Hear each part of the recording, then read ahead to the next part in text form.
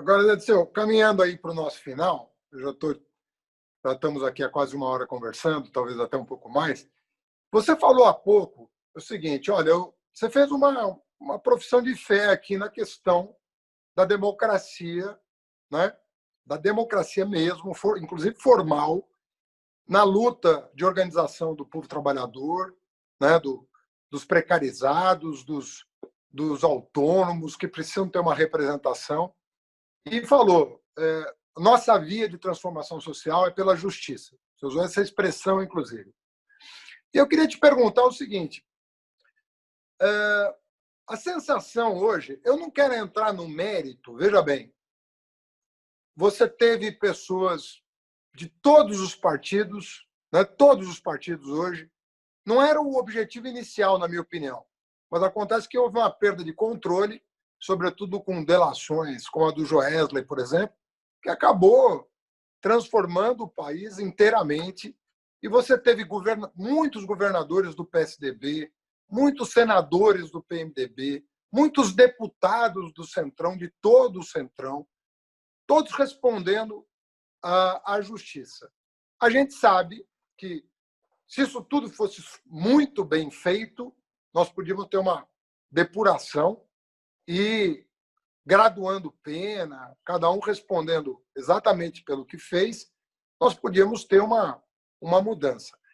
Ocorre que você perguntar na classe política hoje, toda ela, você perguntar: você tem segurança no seu sistema de justiça? Você tem tranquilidade de que a decisão vai ser uma decisão imparcial? Eu diria que 90% da classe política hoje vai dizer: eu tenho dúvida, eu tenho receio, eu não tenho 100% de segurança. Isso faz com que a luta pela democracia se torne ainda mais difícil, ou a questão da luta pela democracia tem que passar por algum tipo de reforma mais profunda dos sistemas, para dar mais transparência e mais clareza, né, de como as coisas têm que se operar, para que nós que fortalecemos, segundo o próprio Sérgio Moro, para citar um personagem, todos os sistemas de combate à corrupção foram fortalecidos nos nossos governos desde 2003. Ou seja, não teve um único dia que nós não tenhamos tomado medidas no sentido de fortalecer Controladoria Geral da União, Polícia Federal, Ministério Público, Poder Judiciário.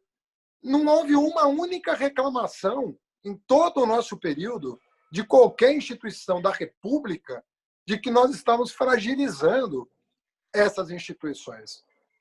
Então, a pergunta é, desse ponto de vista, né, você tem um primeiro problema que, vamos dizer assim, a concepção de soberania da questão dos militares, das Forças Armadas, que coloca o Brasil de forma subserviente ao interesse de uma potência que não precisa de apoio para imperar. E, de outro lado, uns sistemas internos que foram, no mínimo, afrouxados, estão sendo debilitados.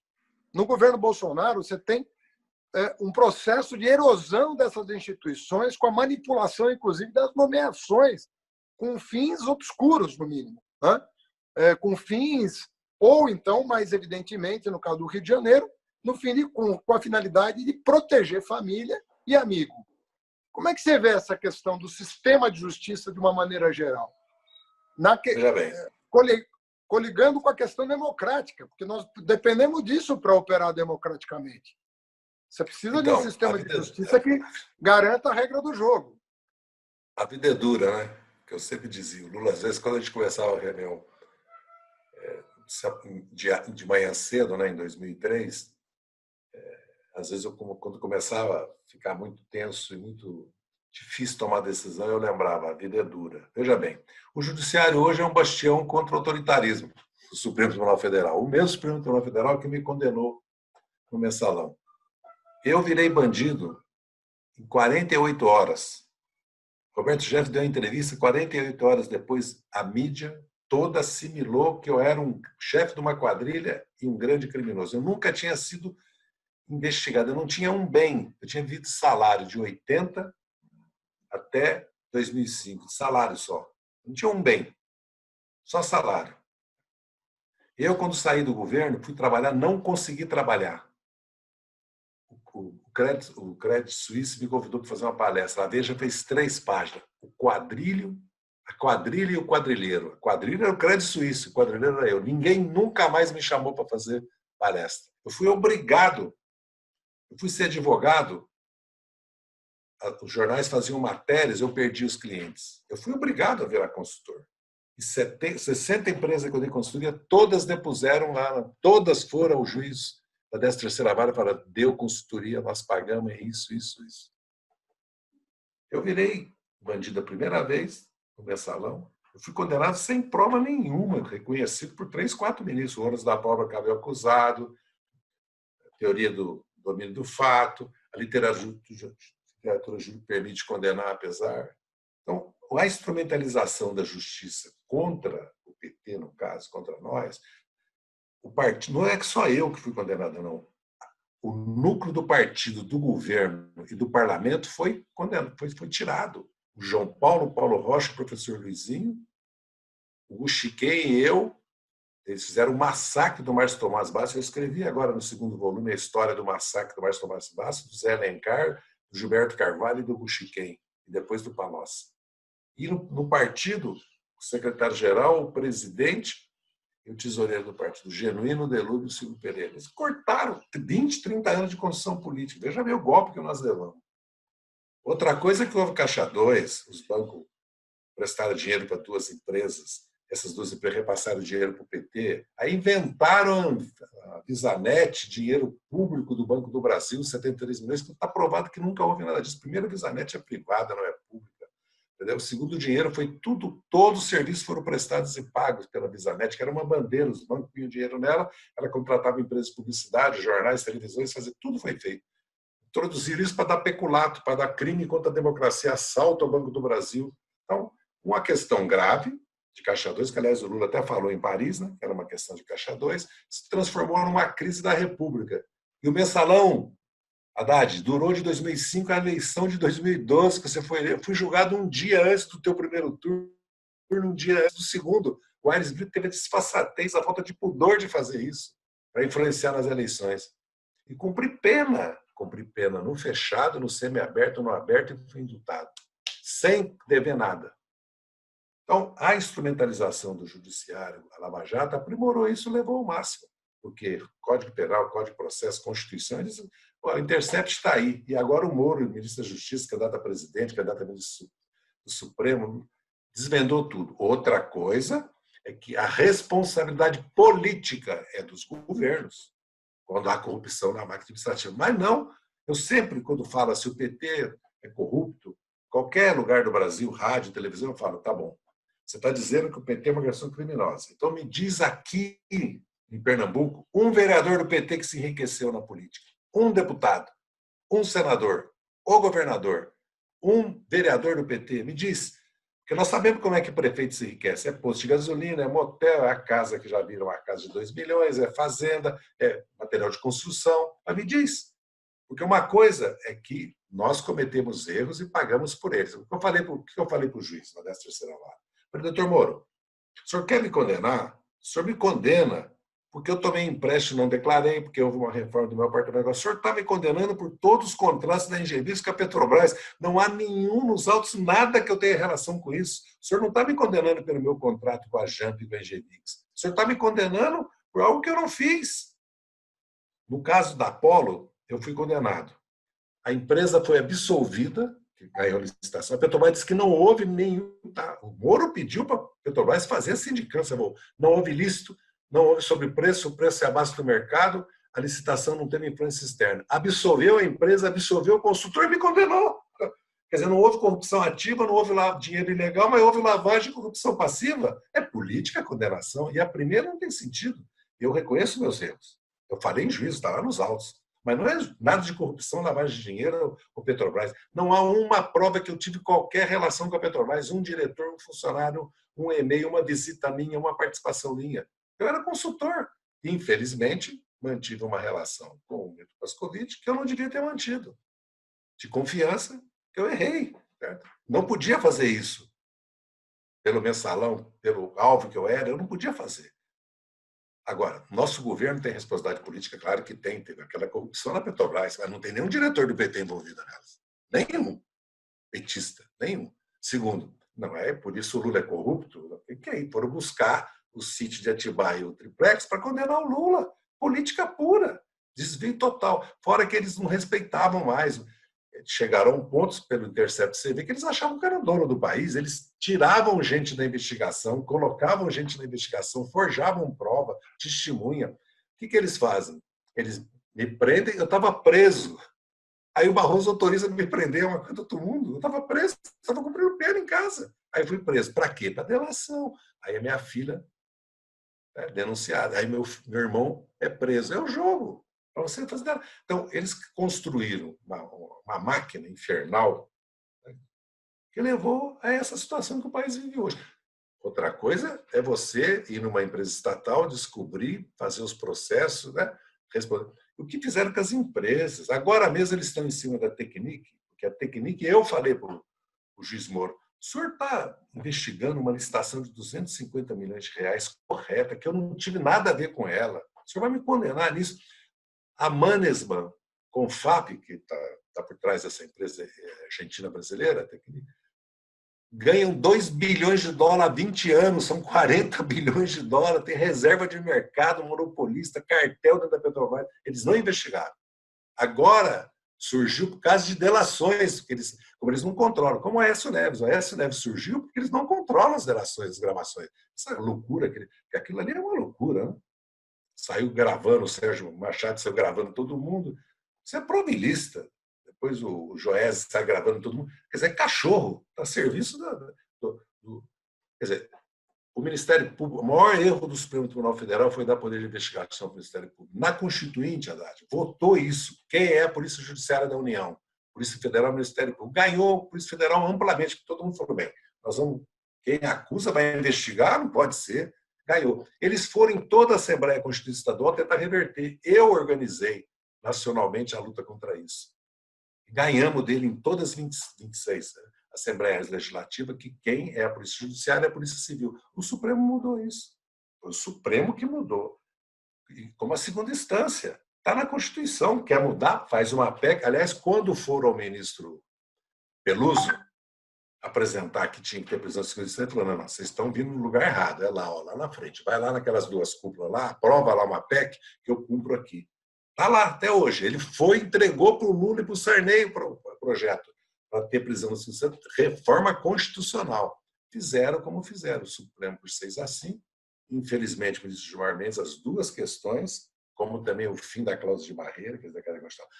Foi o Supremo que pegou o tempo de rádio e televisão em fundo partidário e dividiu 2/3 proporcionalmente. Era só 5% proporcionalmente para todos, né? Porque os outros 95% era proporcional, que é a urna que decide quanto você tem de fundo partidário, quanto eu tenho de fundo eleitoral. Não é uma lei, é a urna. É o voto de cada partido. Ah, não, mas aí os partidos pequenos... Não, o PT foi partido pequeno, não tem essa história, não. O partido pequeno cresce sim. O PT cresceu sem dinheiro. Essa é conversa. A democracia brasileira, o Supremo tem muita responsabilidade. Felizmente, hoje, o Supremo está aí se apresentando como um defensor das regras constitucionais. Então, eu acho que reforma do judiciário. Se a Lava Jato chega no judiciário, salve quem puder. Sabe quem disse isso? Eliana Calmon, corregedora do CNJ, ministra do STJ, depois foi candidata, inclusive. Você sabe a situação dos tribunais de justiça. Então é o seguinte, tem que combater a corrupção, mas não fazer o que fizeram. Destruir as empresas brasileiras, destruir a capacidade do Brasil como um país que integra a América do Sul. Fizeram com o Lula... O que fizeram com o Lula é uma infâmia, uma indignidade. E agora o Flávio Bolsonaro, você olha, não acontece nada. Quer dizer, eu fui cassado em 6 meses. Não havia nada contra mim. É uma farsa aquela comissão de ética que fizeram. Eu podia ter renunciado e me candidatado a deputado em 2006, 2010, 2014. Eu falei, não, eu não vou me defender. Eu vou defender o PT, o governo, o Lula, não eu. Eu não tenho que me defender, eu não fiz nada. Se eu tivesse feito, eu falaria.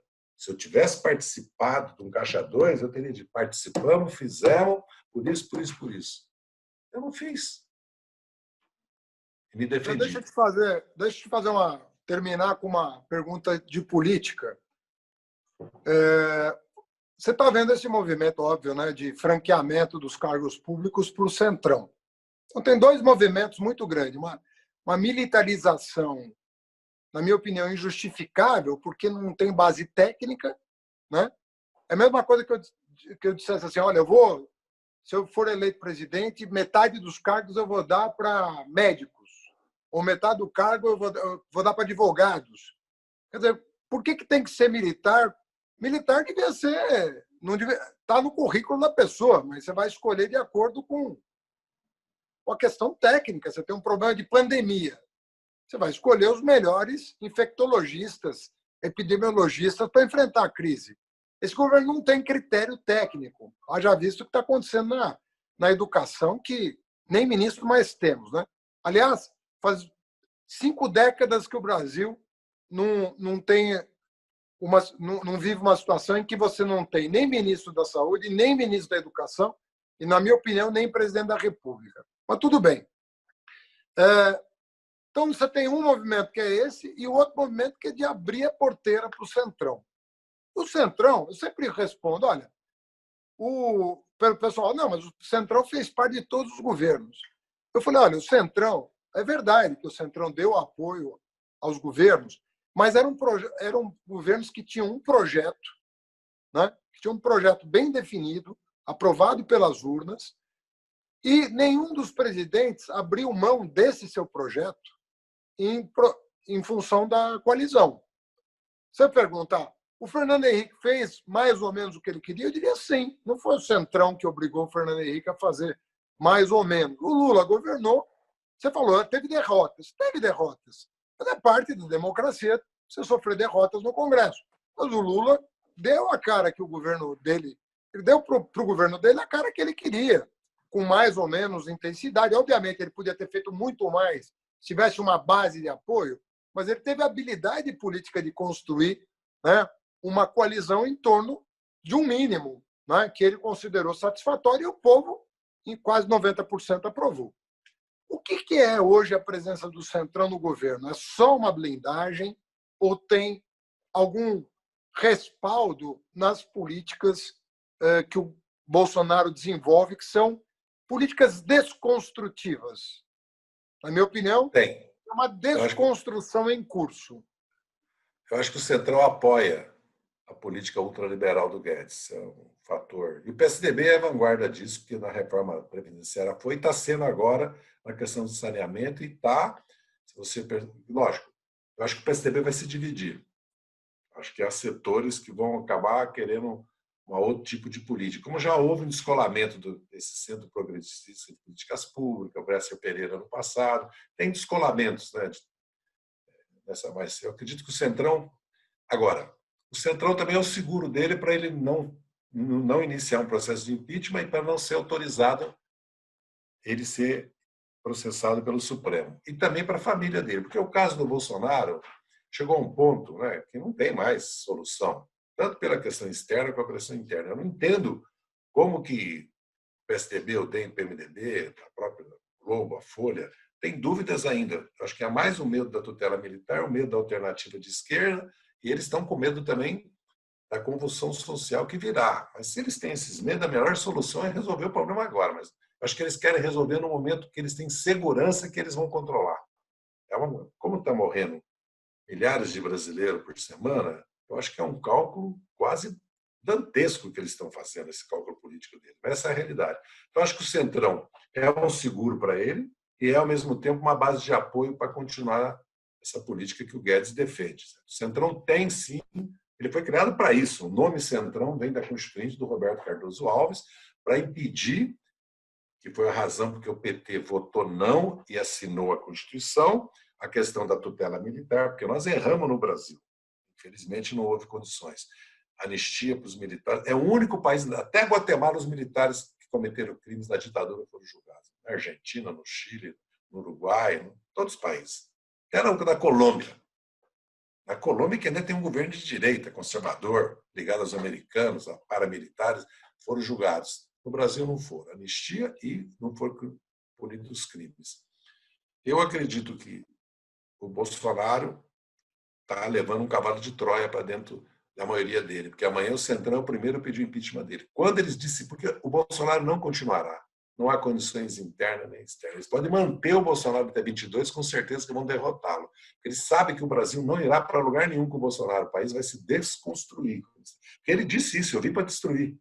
O que, ó, nós não temos política de saúde, de educação, de ciência e tecnologia, não temos política industrial, não funciona o Ministério da Cultura, de Ciência e Tecnologia. Como é que um país pode... Como é que um país... Não há governo. Não há governo. Onde é que tem ministro que tenha, né, uma política, tem uma presença? Né?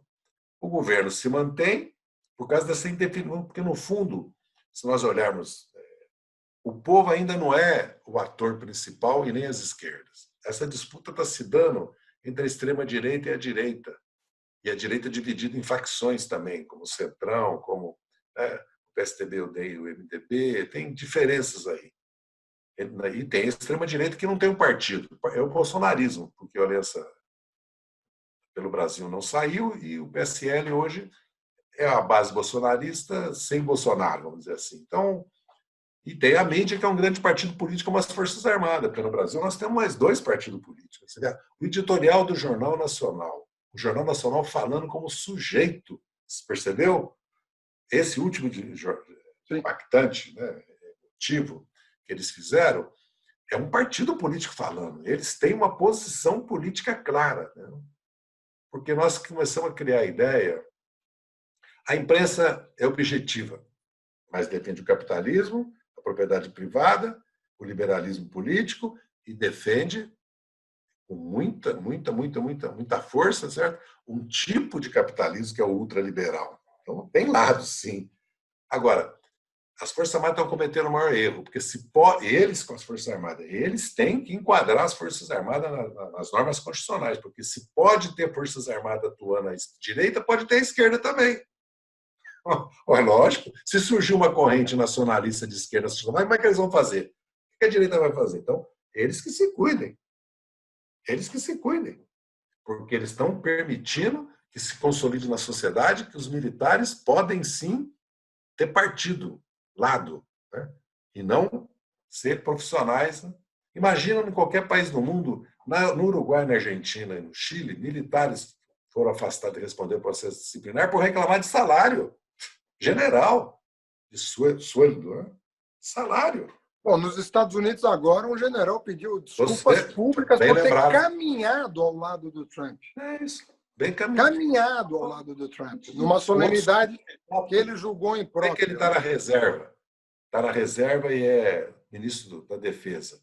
Mas o pronunciamento dos 3 comandantes das 3 armas, do Exército Brasileiro, da Marinha do Brasil, da Força Aérea Brasileira, dia 31 de março, elogiando o golpe de 64, é uma coisa inadmissível, que atenta contra a Constituição e a democracia. Porque a democracia do Bolsonaro, que diz que as Forças Armadas vai manter, não é democracia coisa nenhuma, é ditadura, né? Quando o regime que ele pretende não tem nada a ver com democracia, não tem nada a ver com o povo. Então, eu acho que nós estamos num momento de equilíbrio instável e de instabilidade total e de gravíssima crise social, sanitária, econômica e institucional. Os riscos são muito grandes. Por isso que todos que defendem a democracia têm que atuar junto, na defesa da democracia. Depois, cada um tem o seu caminho, porque eles não vão abandonar o ultraliberalismo, eles vão defender a democracia, mas vão continuar defendendo o programa econômico. Nós temos que defender o nosso, construir com as forças de esquerda possíveis, porque, na verdade, né, nós estamos vivendo um momento que já está mais ou menos claro que PDT, PSD, né, Rede PV, talvez o PCdoB vão formar uma centro-esquerda e o PT, o PSOL, né, vão criar uma esquerda, que vão confluir na defesa da democracia, mas vão começar a se organizar para mobilizar. Quem tem força de mobilização, na verdade, é PT, CUT, MST, de certa maneira, o Movimento dos Trabalhadores Sem Teto, e milhares de entidades e associações e movimentos que tem. E as classes médias, que eu avalio que acabou a pandemia vão estar na rua contra o Bolsonaro. Então nós temos que ter essa percepção. E a ilusão, achar que o povo brasileiro vai aceitar essa política econômica, porque os trabalhadores vão perceber, porque tudo isso leva tempo. Eu me lembro como se fosse hoje, quando começou a terceirização, na década de 80, As mulheres vinham com 2 filhos carregando no braço, 4 ônibus para chegar nos locais de trabalho aqui no centro de São Paulo. Tudo alimentação, vigilância, administração, passou a ser limpeza, passou a ser terceirada. Foi uma novidade. 2 anos depois, ela estava ocupando o plenário da Assembleia Legislativa, conduzida por essa mulher maravilhosa, que é a Luísa Erundina, que era deputada estadual, para reivindicar todos os direitos e formar os sindicatos. Os vigilantes hoje têm seguro-saúde, seguro de vida. Quem compra a arma é a empresa, quem põe o colete de proteção de prova de bala é a empresa. No começo era eles, não tinha nada disso, que seguro-saúde, que seguro de vida, é um meio salário, tudo. Luta! Senão nós estávamos na escravidão até hoje, na servidão, nós não estaríamos. Senão as crianças estão trabalhando nas fábricas 14 horas, né? Hoje você fala, eu falo para minha menina às vezes, você precisa trabalhar, fazer. Papai, a lei proíbe trabalhar até os 16 anos. Ela me responde, só se eu for aprendiz. Com 9 anos de idade, ela me responde. Aí ela tem que explicar para ela que ela tem que dividir o trabalho de casa comigo e com a mãe, porque nós estamos na pandemia. Tudo. Mas você vê a consciência que tem. Quer dizer, achar que a humanidade aceita a ausência da liberdade de acesso à cultura, às riquezas, isso é propaganda política. O duro é que tem gente da esquerda que começa a achar que o povo brasileiro não vai, o povo brasileiro vai estar à altura de novo como esteve sempre.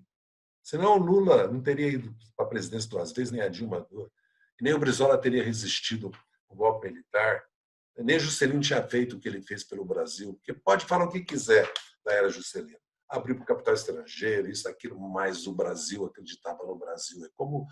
É como o Lula. Pode falar o que quiser de nós, mas o Brasil tinha confiança no Brasil. Hoje, o que é o Brasil?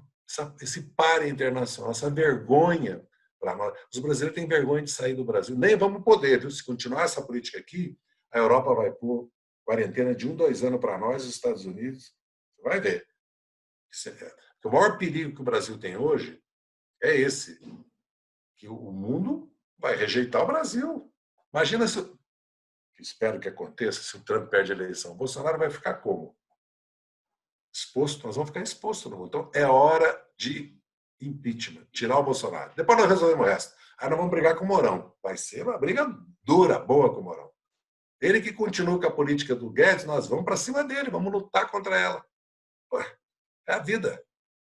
Zé, uma última pergunta aqui de saideira. Queria te fazer a seguinte pergunta. Você era um jovem, militante político, líder estudantil em 64. Depois você viveu 2004, que pessoalmente para você deve ter sido um drama absurdo. 2016, um drama institucional novamente. Viveu a clandestinidade, viveu o exílio, viveu a prisão. Da onde você tira esperança? E se você tivesse 20 anos, o que você estaria fazendo hoje? Veja bem, eu, nos piores momentos, eu sempre lembro dos meus companheiros que morreram na tortura e morreram assassinados lutando pela liberdade. Eu não posso fraudar isso. Eu não conseguiria viver comigo mesmo. Talvez eu me suicidaria. Se eu tivesse traído, acho que eu dava um tiro na cabeça. Eu não consigo viver. Segundo, a minha paixão. Eu tenho uma paixão assim pelo Brasil. Eu sempre falava, eu sirvo ao Brasil, ao presidente Lula e ao PT. Nessa ordem. Ao Brasil, mas é o Brasil que eu sonho. Que é a pátria. Os militares falam em pátria todo dia e estão entregando o Brasil. Estão arruinando o Brasil. A pátria que eu penso é a pátria do povo brasileiro, não é? O povo brasileiro tem que ocupar seu lugar no Brasil, para o Brasil ocupar o lugar do mundo. Quando eu tomei posse no ministério, eu falei isso. E rendi homenagens e gratidão ao povo cubano. Eu não cuspo no prato que eu comi. Porque eu estou vivo porque os cubanos me apoiaram. E eu estou vivo porque meus companheiros morreram lutando contra a ditadura. Então, para mim, a minha vida vai ser isso, lutar. Se eu parar de lutar, eu acho que eu envelheço.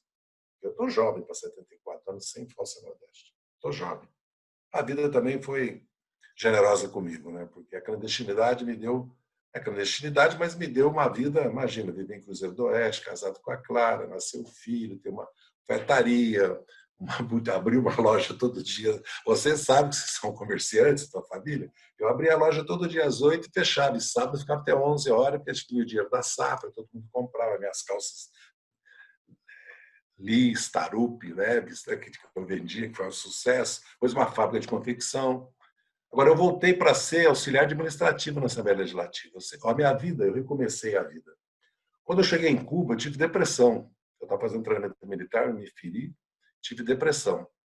Porque imagina o choque da minha vida. Eu era o líder estudantil. Eu era, na verdade, o Travassos, era o presidente da ONU. O grande líder estudantil era o Vladimir. Mas eu era, naquela época, eu era um líder estudantil. Eu era o grande organizador. Porque o Vladimir falava para mim, não, eu ser presidente da ONU? Você tem que ser o presidente da ONU. Você vai organizar a ONU. Eu não vou organizar. Eu vou agitar. Eu quero agitar. Que é um estrategista, o Vladimir. Eu comecei minha vida. Eu comecei minha vida em 75 de novo, totalmente. Vim para o Brasil para viver em Cruzeiro do Oeste com outro nome, cara. Fiz plástica total. Quando cheguei em 80, eu volto para ganhar 2 salários mínimos na Assembleia Legislativa, ser auxiliar administrativo, até me formar e ser assessor técnico parlamentar. Aí vem o mensalão e eu começo a minha vida de novo. Aí vem a Lava Jato e eu começo a minha vida de novo. Então, na verdade, aonde eu encontro essas energias? No passado, na luta, na paixão que eu tenho, e, na verdade, que eu tenho um sentido na minha vida, né?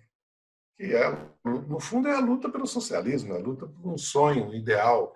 Senão eu tinha desistido, né? Imagina. Mas também não sou melhor que ninguém, viu? Porque, como eu fico pensando sempre o seguinte: imagina a mãe do Lula. Essa é uma heroína, nossos pais, nossos avós. Teus pais e avós, que os imigrantes chegaram aqui nesse país. Já pensou? Os avós do Zeca, bisavós do Zeca, que chegaram no Paraná, só mata.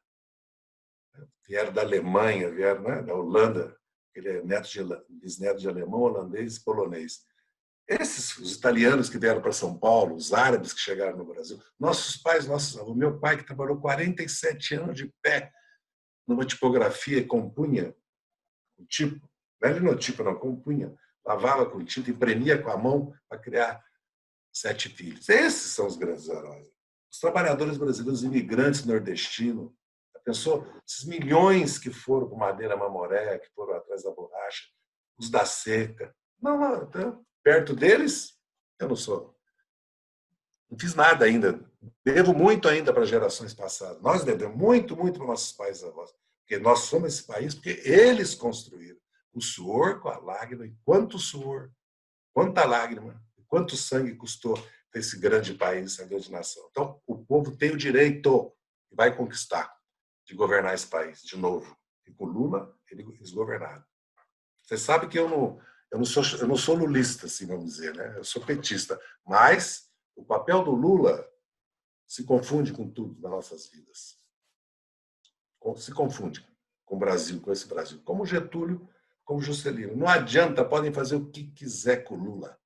No futuro, ele vai ser aquela figura que ele foi e é até hoje, né? Indispensável para nós. Obrigado, Zé Disseu. Grande abraço. Eu que agradeço a oportunidade. Você que para mim é quase uma alegria, primeiro, e segundo, uma oportunidade única da gente conversar.